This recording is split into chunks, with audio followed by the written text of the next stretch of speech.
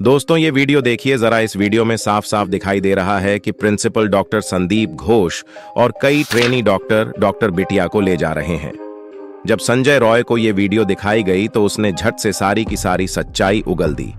ये video social media पे काफी ज्यादा वायरल हो रही है। इतने दरिंदों ने मिलकर डॉक्टर बिटिया के साथ जो किया वो देख सभी का खून खोल रहा है। फिल्मी अभिनेता अक्षय कुमार भी अपने आप को इस मुद्दे पर चुप ना रख पाए और बोले, मैं अपनी बेटी को गोद में उठाए एयरपोर्ट से निकल ही रहा था कि टीवी पर कुछ न्यूज आ रही थी। वहां नजर पड़ी कि समाज अपनी औरतों को इज्जत नहीं दे सकता। उसे अपने आप को इंसानी समाज कहने का कोई हक नहीं है। दोस्तों, अभी अभी कोलकाता केस में पॉलीग्राफ टेस्ट में यानी कि लाई डिटेक्टर पे सीबीआई ने जो पूछताछ की है उससे एक ऐसी बात सामने आई है जिससे ये केस सुलझता दिख रहा है। सीसीटीवी फुटेज दिखाकर जो सवाल पूछे गए उसे सुनकर आरोपियों ने पेंट गीली कर दी और सीबीआई ने प्रिंसिपल संदीप घोष और आरोपी संजय रॉय से ऐसे ऐसे जबरदस्त सवाल पूछे जो सोशल मीडिया पर बहुत ज्यादा वायरल हो रहे हैं। इसमें कई चौंकाने वाले खुलासे हुए हैं। एक बार तो सीबीआई ने पूछताछ के दौरान संजय से यही कह दिया कि तुम्हारे ऊपर जो ये खरोच के निशान हैं, क्या तुम्हारी गर्लफ्रेंड ने खरोचे हैं? फिर इसके अलावा भी सीबीआई ने कई हिला देने वाले सवाल पूछे हैं। इसमें कोलकाता के रेड अलर्ट एरिया से भी सवाल जुड़े हुए हैं। पूछताछ की पूरी वीडियोग्राफी भी की गई है। वीडियोग्राफी में ऐसे ऐसे चौंकाने वाले फुटेज देखने को मिले जिन्हें आप देखकर चौंक जाएंगे कि कोई ऐसा भी कर सकता है। प्रिंसिपल संदीप घोष से तो इतने फिल्मी अंदाज में पूछताछ की गई, उनके मुंह से वो निकल गया जो सीबीआई सुनना चाहती थी। लेकिन दोस्तों, हर बार हम आप लोगों से एक ही बात कहते हैं कि डॉक्टर बिटिया को इंसाफ दिलाने के लिए कमेंट्स में लिखे जस्टिस फॉर फीमेल डॉक्टर और इस वीडियो को शेयर करें ताकि सब एक साथ मिलकर उस बिटिया के लिए खड़े हों। लेकिन उस बिटिया के साथ जो हुआ है वो और किसी के साथ ना हो, उससे पहले आप दिखा दीजिए कि हम सब एक हैं और अन्याय के खिलाफ मिलकर खड़े हैं। तो कमेंट बॉक्स में जरूर लिखिए जस्टिस फॉर फीमेल डॉक्टर। अब आइए जानते हैं पूर्व प्रिंसिपल संदीप घोष से पूछे गए वो 25 सवाल, जिसे सुनकर खुद प्रिंसिपल के होश उड़ गए। पहला सवाल, क्या आपका नाम संदीप है? और अपना मोबाइल नंबर बताइए। और आप कितने फोन रखते हैं, आप वो भी बताइए। दूसरा सवाल, क्या आपका जन्म कलकत्ता में हुआ है? तीसरा सवाल, क्या वारदात वाले दिन आप अस्पताल में थे? चौथा सवाल, क्या आज शनिवार है? नेक्स्ट, क्या आपको पता है कि पीड़िता के साथ दुष्कर्म किसने किया है? नेक्स्ट, क्या आपने कभी झूठ बोला है? नेक्स्ट, क्या आसमान का रंग नीला है? नेक्स्ट, क्या आपको पता है कि पीड़िता का मर्डर किसने किया है? दोस्तों, आप सोच रहे होंगे कि सीबीआई ये कैसे सवाल पूछ रही है, लेकिन सीबीआई ऐसे सवाल इसलिए पूछ रही है ताकि संदीप घोष के शातिर दिमाग को चकमा दिया जा सके। आइए अब जानते हैं सीबीआई ने संजय रॉय से क्या पूछताछ की। सीबीआई ने पहले सवाल में पूछा कि क्या तुम नर्वस हो? जिसके जवाब में संजय बोला, सर मैंने कुछ नहीं किया है, मैं निर्दोष हूं, इसीलिए मैं नर्वस भी नहीं हूं। जिसके जवाब में सीबीआई ने वारदात वाली जगह की तस्वीर निकाली और दिखाकर पूछा कि क्या आप इस जगह को जानते हैं? संजय बोला, सर मुझे समझ नहीं आ रहा है।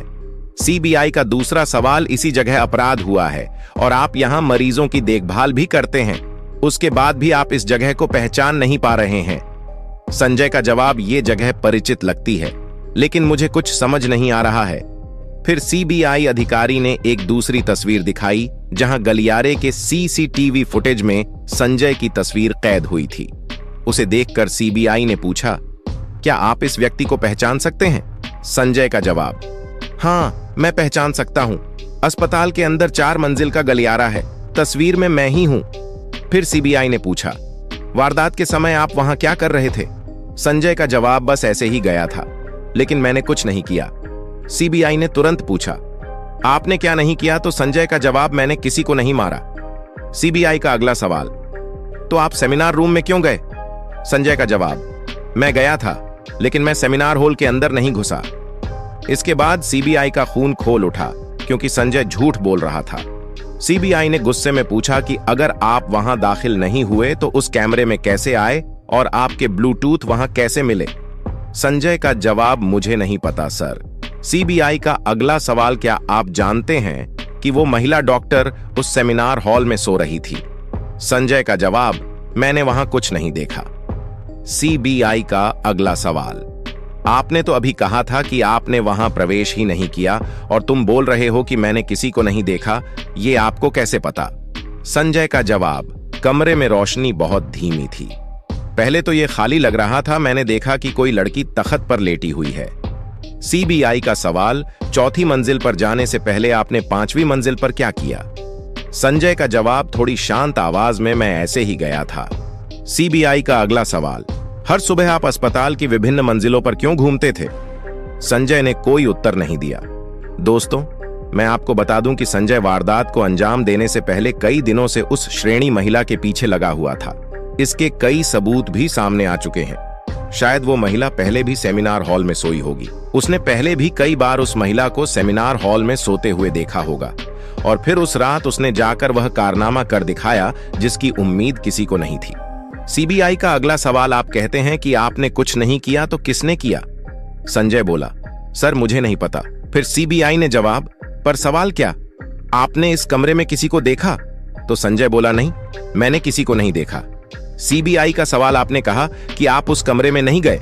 तो संजय बोला, मैं कमरे में नहीं घुसा, दरवाजे को धक्का दिया और अंदर झांका, मैंने किसी को नहीं देखा। तो फिर आपने क्या किया? संजय का उत्तर, मैं नीचे आ गया और फिर मैं घर चला गया। संजय के इस झूठे जवाब को सुनकर एक बार फिर से सीबीआई अधिकारी तिलमिला गए, क्योंकि कमरे में झांकने के बाद वो 35 मिनट तक अंदर घुसा रहा। वो सोई हुई महिला पर जंगली जानवर की तरह कूद पड़ा था। वो कई दिनों से उस महिला को घूर रहा था। पूरे 35 मिनट तक उसने महिला के साथ दरिंदगी करी, लेकिन फिर भी वो कह रहा है कि मैंने झांका और मैं घर चला गया। संजय के इस घुमाने वाले जवाब को सुनकर सीबीआई ने सीसीटीवी फुटेज का समय दिखाकर पूछा, खाली झांकने में 35 मिनट से ज्यादा का समय क्यों लगा? सीबीआई का यह सवाल सुनते ही संजय बिल्कुल चुप हो गया। लेकिन इसके बाद सीबीआई ने संजय से सबसे खतरनाक सवाल पूछ लिया। सीबीआई ने एक और तस्वीर दिखाकर पूछा, बताइए कि आपके बाएं हाथ पर यह खरोच कैसे आई है? जिसके जवाब में संजय बोला, सर मुझे याद आया नहीं।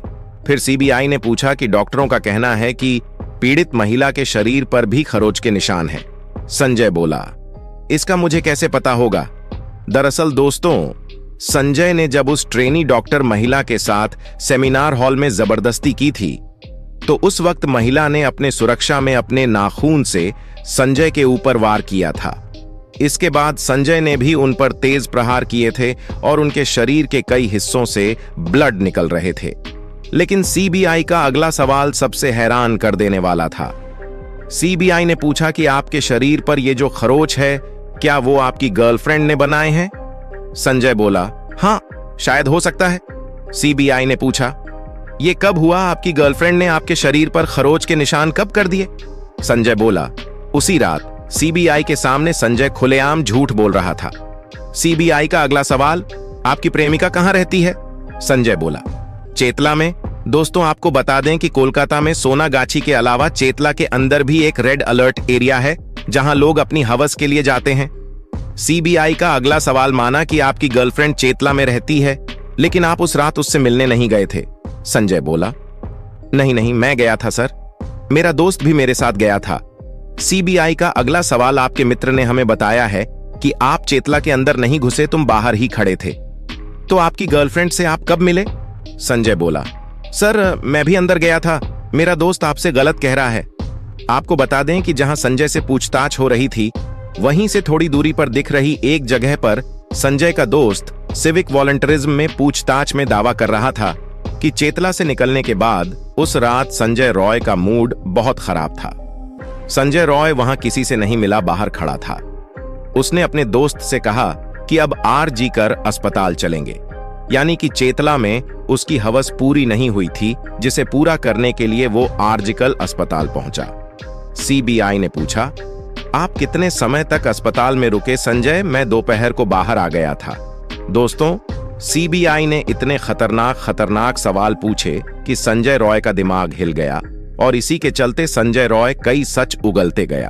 और अब कोई भी नया अपडेट आता है तो सबसे पहले आपको इसी चैनल पर देखने मिलेगा। उसके लिए आप वीडियो को लाइक करके चैनल सब्सक्राइब करके बेल आइकन प्रेस कर लेना। जय हिंद, जय भारत।